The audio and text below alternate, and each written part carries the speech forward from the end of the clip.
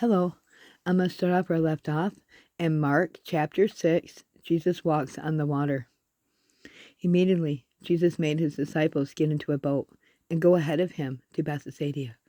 When he dismissed the crowd after leaving them, he went to the mountainside to pray. Later that night, the boat was in the middle of the lake, and he was alone on the land. He saw his disciples straining at the oars because the wind was against them. Shortly before dawn, he went out to them, walking on the lake. He was about to pass by them, but when they saw him walking on the lake, they thought he was a ghost, and they cried out because they all saw him and were terrified. Immediately he spoke to them, and he said, "Take courage, it is I. Don't be afraid." Then he climbed into the boat with them, and the wind died down, and they were completely amazed, for they had not understood about the loaves, and their hearts were hardened.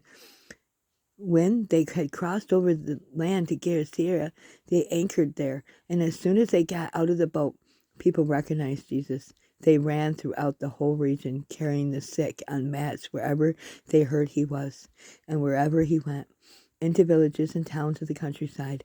They placed the sick in the marketplaces, and they begged him to let them touch him, even the edge of the cloak.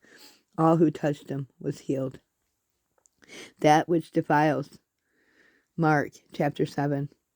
The Pharisees and some of the teachers of law who had come from Jerusalem gathered around Jesus, and they saw some of his disciples eating food with hands that were defiled, that is, unwashed. The Pharisees and all the Jews did not eat unless they gave their hands at a ceremony washing, holding to the tradition of the elders. And when they come from the marketplace, they do not eat unless they wash. And they observe many other traditions, such as washing of the cups in the pitchers and the kettles. So the Pharisees and the teachers of the law asked Jesus, "Why don't your disciples live according to the tradition of the elders, instead of eating their food with defiled hands?" And he replied, "Isaiah was right when he prophesied about you hypocrites, as it is written, 'These people honor me with their lips, but their hearts are far from me. They worship me in vain, and their teachings are merely human rules.'" You would not let go of your commands of God, or are holding on to human traditions.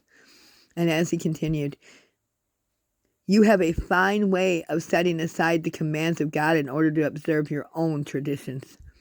For Moses said, "Honor your father and your mother, and anyone who curses their father or mother is put to death." But you say that if anyone declares that what might have been used to help their father or mother is korban, that is, devoted to God, then you no longer let them do anything for their father or mother. Thus, you nullify the word of God by your own traditions that you have handed down. You do many things like that. And again, Jesus called to the crowd, to him, and said, "Listen to me, everyone, and understand this. Nothing outside a person can defile them by going into them. Rather, it is what comes out of that person that defiles them." After that, he had left the crowd, and he entered the house, and his disciples asked him about this parable. "Are you dull?" he asked. "Don't you see that nothing that enters a person from the outside can defile them? For it doesn't go into their hearts, but into their stomach or into their body. I'm saying this," Jesus declares, "all food clean." And he went on, "What comes out of a person is what defiles them.